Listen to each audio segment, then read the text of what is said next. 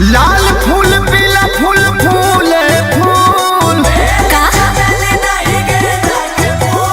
मैया के पसंद तो अच्छा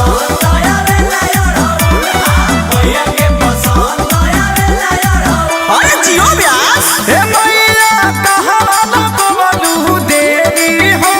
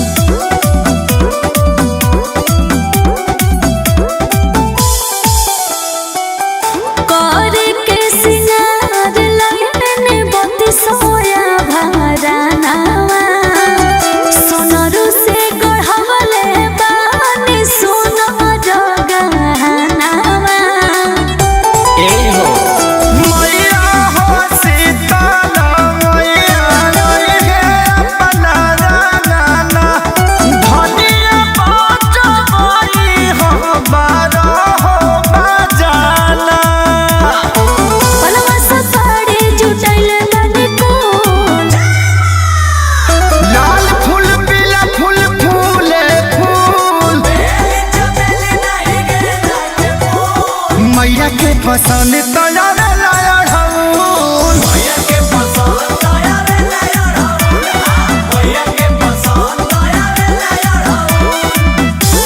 शेरा वाली जय माँ, जोता वाली जय माँ।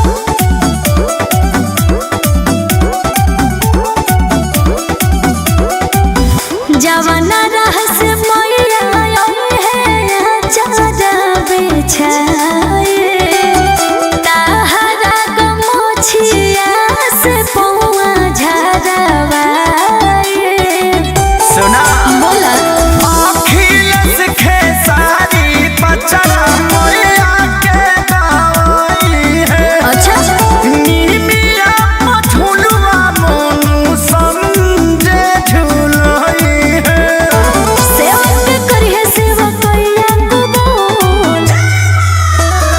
लाल फूल पीला फूल फूले फूल मैया के पसंद तो अरे जिया